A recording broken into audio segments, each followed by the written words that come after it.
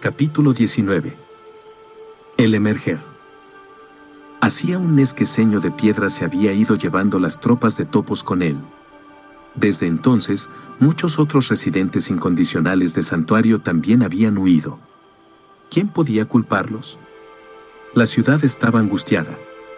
El lugar sagrado se llenaba cada vez más de glifos, 50 o 60 de los hombres angulares que parecían estar hechos de cristal fundido.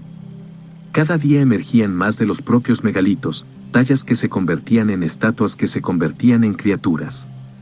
Se movían con mucha lentitud cuando surgían por primera vez, pero con el tiempo crecía su velocidad y fluidez. La mayoría de ellos se congregaban arriba, donde no vivía nadie. Pero hoy, un glifo había descendido. Zagorka y Elionobai marchaban uno al lado del otro, con aspecto preocupado. De vez en cuando miraban a la cima del acantilado, donde la luz de la mañana brillaba y se reflejaba en cientos de figuras rojas. Las runas que había en las profundas cuevas ya se habían convertido en glifos, y ahora estaban emergiendo todos los de la cima de la colina. La roca estaba atestada con un ejército rojo que pronto superaría en número a los ciudadanos. Zagorka había dado órdenes estrictas a todo el mundo para evitar a esos hombres de cristal, pero hoy ella misma rompería esa norma. Pero, gobernadora, te lo estoy diciendo. No seré capaz de comprenderlo. Insistía Elionobai. Sus largas piernas luchaban por mantener el paso de la enojada mujer, y su pipa escupía humo como una pequeña máquina de vapor. Entiendo su idioma cuando está escrito, pero la pronunciación, eres nuestra única esperanza, le interrumpió Zagorka.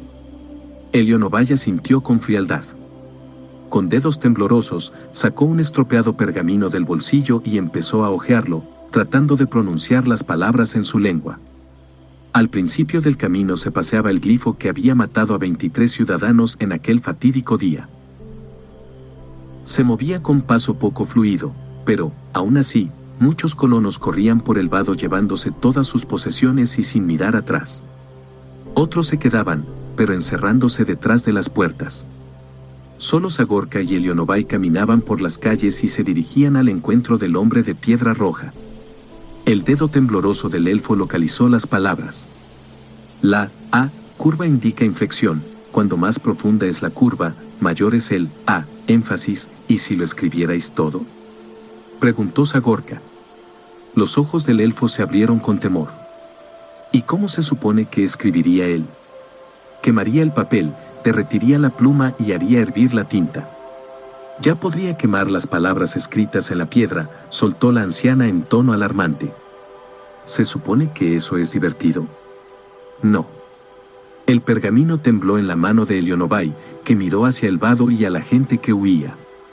Nosotros también podríamos marcharnos, Zagorka. Sería lo más sensato. ¿Marcharnos? ¿A Topos? ¿A Crosa? ¿A Afeto? No hay lugar a donde ir para gente como nosotros. ¿Qué me dices de Erosia? La anciana resopló y señaló el papel. Preocúpate de tus letras. Santuario es nuestro hogar. Si lo perdemos, no volveremos a tener casa. Uno al lado del otro, llegaron a lo alto del camino y entraron en una explanada donde el glifo se paseaba. Con pasos deliberados, este se aproximó a la fuente que había en el centro. Era una escultura preciosa, con los bordes de granito rojo y la base cubierta de una suave lámina de obsidiana. En una ocasión, la magia la había hecho fluir, ahora, sin embargo, solo era un montón de polvo. Había presenciado los juegos de tabas de los vecinos, pero por lo demás no recibía uso alguno. Por cada paso que la criatura daba hacia ella, Zagorka y Elionobai daban 10. Llegaron junto al glifo y avanzaron resueltamente. El extraño ser estudió la fuente con ojos como globos de cristal. Aunque su rostro era inescrutable, Zagorka podría haber jurado que parecía triste. De pie junto a la fuente, la anciana respiró profundamente y se calmó. Dile que, le damos la bienvenida, a Santuario. Elionobai pasó páginas del pergamino hasta que encontró una hoja en blanco, y después sufrió lo suyo para transcribir los caracteres. Mientras él escribía, el glifo vino a colocarse delante de la fuente y miró hacia abajo, con los brazos a los lados.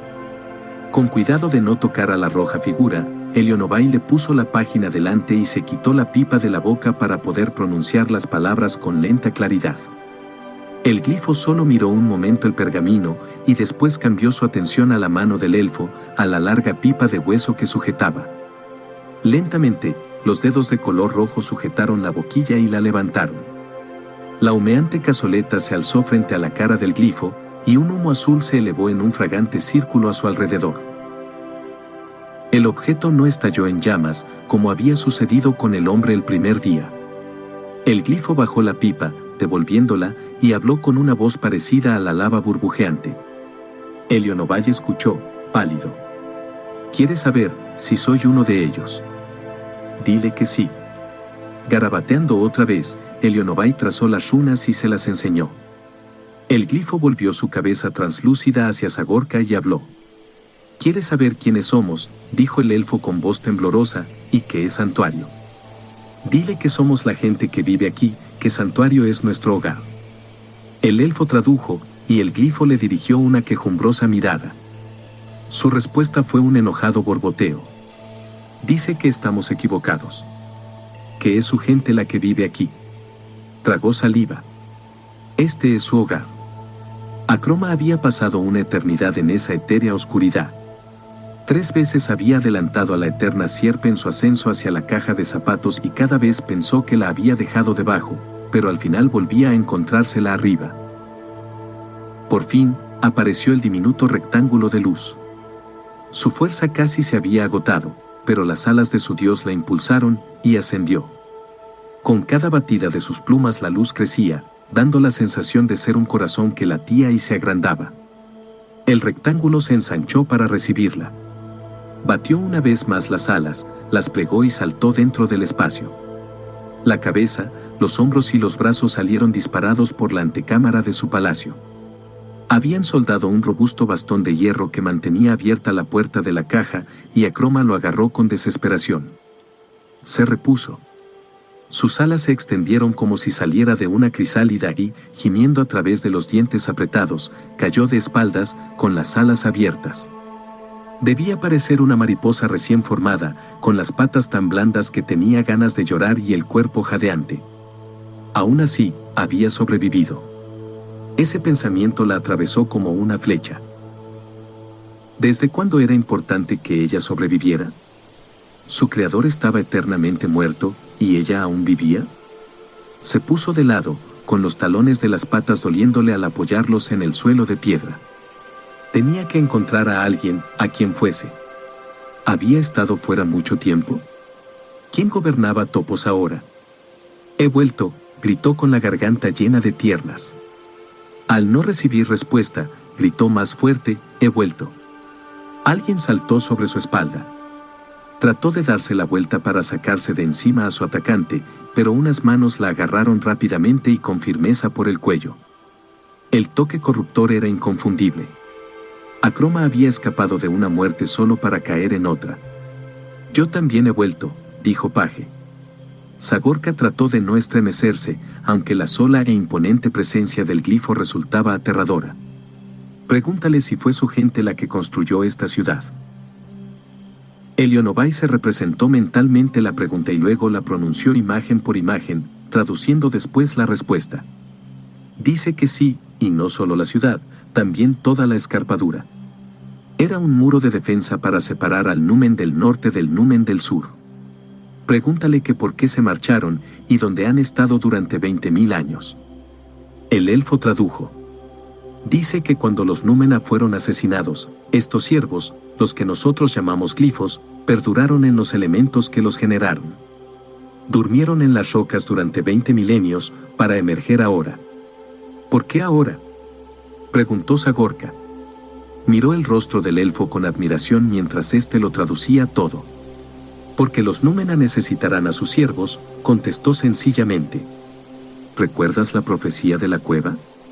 Cada numen trae consigo una nueva nación y un nuevo ejército para combatir en una guerra muy antigua. Este hombre que tienes aquí es un oficial del ejército de los glifos. Zagorka se mordió el labio sin darse cuenta. Dile nuestros nombres y pregúntale el suyo. Pregúntale a quién sirve. Elionobai levantó una mano, deteniéndose mientras vaciaba la pipa y volvía a llenar el cazo. La encendió e inmediatamente empezó a preguntar.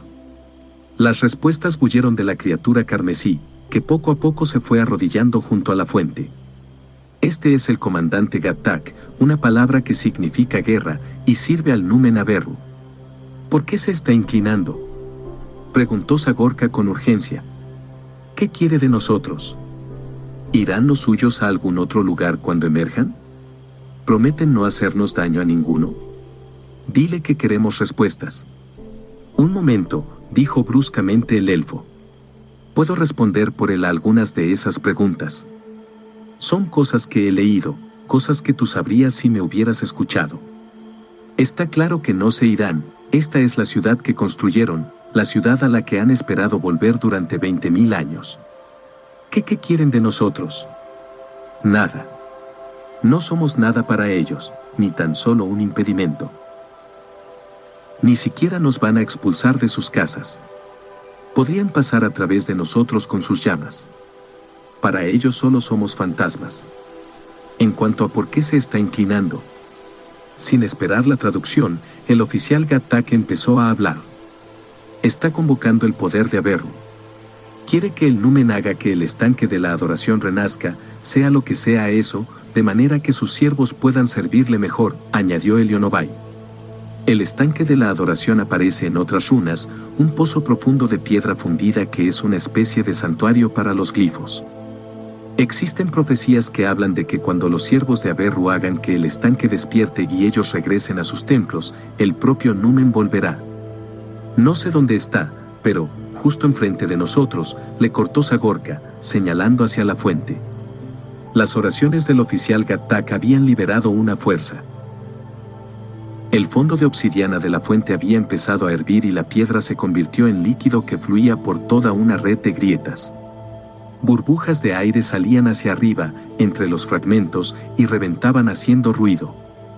Pronto, los únicos fragmentos sólidos cayeron en chorros líquidos, y mientras bullía, la piedra se volvió translúcida. Sagorka podía ver las profundidades del estanque, aunque no era capaz de ver el fondo. El oficial Gattak parecía satisfecho. Entonces, ¿qué va a ocurrir?, preguntó Sagorka sintiéndose sobrecogida de terror. ¿Qué ocurrirá cuando Averru vuelva a su ciudad, a su templo? La voz de Elionobai tembló mientras traducía la pregunta y la respuesta. Antes hice una traducción equivocada. Dije que la escarpadura de Coria había sido construida por los glifos para separar al numen del norte del numen del sur. Su palabra para separar es como nuestra, ender, que se usa comúnmente como separar, pero que también significa mantener unido. La muralla del mundo no separa a los númena y sus ejércitos, sino que los invoca. ¿Los invoca?, preguntó Sagorka. Sí. Averru es un numen de la guerra. Construyó este lugar para que fuese el campo de batalla definitivo. Incluso lo llamó el campo de batalla de los númena, explicó Elionobai. Su rostro estaba tan blanco como su pipa de hueso. Se están preparando para una guerra mundial. Sagorka se tambaleó, sujetándose en el borde de granito de la fuente. El comandante Gattak había terminado con la entrevista. Saltó sobre la barandilla de granito y cayó con facilidad dentro del cristal hirviente. Su figura se hundió dentro del pozo hasta que fue casi imperceptible y después desapareció por completo. Ceño de Piedra estaba sentado, solo e inquieto, en su trono. Se sentía perdido. Había pensado que su regreso a Topo sería una vuelta a la fe, pero no había sido así. La visión de Ixidor, tan hermosa, era una mentira, tantos sueños mortales flotando en el aire. Tal vez Ixidor pudiera crear un paraíso real a partir de la arena, pero sus seguidores habían creado una falsedad, una hermosa y poderosa falsedad que barría el continente. Nadie, ni Aioue, ni Akroma y mucho menos él mismo, podían hacerlo realidad. ¿Cuánta gente había matado la visión de Ixidor? ¿Cuántas vidas más reclamaría cuando llevara a la guerra? El centauro estaba furioso. Había fracasado estrepitosamente. No podía erradicar los males dejados por Kamal o por Ixidor. Solo podía acabar con los suyos propios. Cogió el hacha de su cinturón, segadora de almas, y la levantó. Su hoja brilló, afilada como una cuchilla. La cabeza de piedra estaba fría y negra. Ni siquiera tendría que balancearla, solo arrastrarla lentamente, y su piel se separaría, las venas de debajo se cortarían y todo habría acabado. «He vuelto», gritó una mujer en la antecámara que había más allá. Su grito rebotó en las paredes de piedra y resonó alrededor de Ceño de Piedra. Conocía esa voz. Acroma, gruñó. No podía ser otra que la personificación del fracaso de Ixidor. Un solo golpe podría apartarla del mundo. El corazón de Ceño de Piedra latía con un repentino regocijo y asió con fuerza el hacha. Tal vez pudiera deshacer el mal que Ixidor había creado. «He vuelto». El centauro sonrió con ferocidad. Dio un paso silencioso hacia adelante, luego otro, y abandonó su trono. Descendió por la alfombra de seda que cubría las escaleras y cruzaba la sala de audiencias hacia la antecámara. El hacha temblaba en su mano. Había sido forjada para ese día, para matar a Acroma, y ansiaba cegar su alma. Ceño de Piedra cruzó la última bóveda de su salón del trono y salió por las puertas dobles, pero se detuvo sobre el suelo de mármol blanco. Acroma yacía allí. Debía de haberse arrastrado fuera de la caja de zapatos y luego por el suelo, pues había dejado un rastro de sangre. Sus alas se agitaban, pero no podían elevarla. El centauro vio por qué. Una pequeña y oscura figura estaba sentada sobre el ángel. Unas pequeñas y feroces manos agarraban a Acroma por el cuello, y la piel de porcelana se estaba agrietando y ennegreciendo bajo su contacto. Era Paje. Estaba haciendo lo que Ceño de Piedra tenía intención de hacer. Casi se rió. Allí estaba la maldad de Camal estrangulando a la maldad de Ixidor. Podía matarlas a las dos, y su búsqueda habría concluido. 2 golpes, y habría limpiado a Otaria de la mancha de los dioses. Se adelantó. Las desesperadas sacudidas de las alas de Acroma ahogaban el sonido de sus pisadas. Ninguna de las 2 mujeres le oiría. Se alzó imponente sobre ellas y levantó el hacha, que zumbaba en sus dedos impaciente por morder carne. Salió disparada hacia abajo con la fuerza de su brazo gigante detrás de ella. Paje vio la sombra y miró hacia arriba. Hasta ese momento, él iba a golpear a Acroma, pero el instinto de los centauros es atacar frontalmente, así que cambió el rumbo del golpe y lo dirigió hacia el pecho de Paje. Ella levantó los brazos y la hoja rebotó hacia abajo, desviándose del corazón hacia el vientre. El hacha entró dentro de ella, cortando piel y músculo antes de detenerse como si hubiera chocado con una roca. La mujer salió volando, alejándose de Acroma, empujada por la hoja que debería haberla partido por la mitad. Cruzó la sala a toda velocidad y se estrelló contra una pared. La sangre formaba una cortina gris al brotar del corte que le cruzaba el vientre, mientras ella luchaba por respirar. Ceño de Piedra siguió adelante, con la hoja manchada de sangre apoyada sobre el hombro. La miró, abriendo los ojos y la boca con furia. «¿Estás viva?» «¿Cómo?» Cargó hacia ella y volvió a balancearse. Ella se echó a un lado, pero era demasiado tarde. El hacha golpeó su abdomen, y sonó aunque sin penetrar. Rechinando los dientes, Ceño de Piedra se inclinó sobre la hoja, pero ésta no había mordido muy profundamente. Rugió, rabioso. Paje le sonrió en su cara furiosa. «No puedes matarme, Ceño de Piedra, pues llevo dentro de mí a un dios. Estoy embarazada». La miró boquiabierto. ¿En qué se había convertido?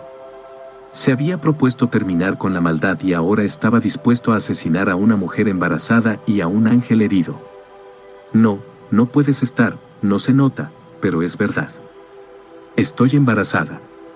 Ceño de Piedra vomitó. Como una mariposa herida, Acroma revoloteó de lado por el suelo, alejándose tanto de la mujer como del centauro. Yacía allí, jadeando. Las marcas negras todavía eran visibles en su garganta. «Acaba con ella, Ceño de Piedra. Acaba con ella». Él se limpió la boca y miró el suelo mancillado. Siempre había pensado que la muerte era sucia, pero comparada con la vida, era de lo más limpia. Los guardias de topos llegaron haciendo ruido por el pasillo y se detuvieron al entrar, mirando el extraño retablo. Vieron a Seño de Piedra de pie entre dos mujeres heridas. ¿Qué ordena, general? Bajad las armas. Bramó. Matadla. Gritó Acroma. Los guardias no se movieron. Con un rugido inarticulado, Seño de Piedra cruzó la habitación hacia Acroma, sosteniendo en alto a Segadora de Almas. La levantó por encima de ella, con la hoja temblando en el aire. Cállate. Cállate o te mato. A las dos, a la embarazada y al ángel lisiado. Sí, esto es en lo que me he convertido. Olvida esta tontería. Mother of Age. Seño de Piedra respondió solo con un grito animal. Acroma enseñó los dientes, y había podredumbre entre ellos. Entonces dame el hacha, mi hacha, y yo misma lo haré. Seño de Piedra bajó la hoja mientras el sudor caía por su rostro simiesco. Adelante, Acroma. Termina esto. Tú y Paje podéis mataros la una a la otra, pero lo haréis con las manos desnudas. Esta no es tu hacha. Es de Kamal. Empujó la empuñadura del arma en su cinturón de cuero y se dirigió hacia la puerta. Estoy agotado.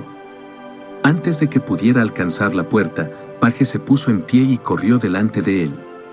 ¡Guardias!, gritó Acroma. ¡Guardias! Detrás de ella. Bajad las armas o os mataré yo mismo. Les gruñó Seño de Piedra a los guardias. Todavía gobierno topos. Gritó el centauro. El rostro del ángel estaba desgarrado por el tormento. ¿Qué vas a hacer con ese gobierno, Seño de Piedra? Tienes el hacha, pero ¿no la vas a usar? No se hizo para mí, dijo Seño de Piedra, sino para Kamal. Se la daré a él. Os mataré a los dos. Lo estoy deseando, gruñó el centauro mientras se marchaba.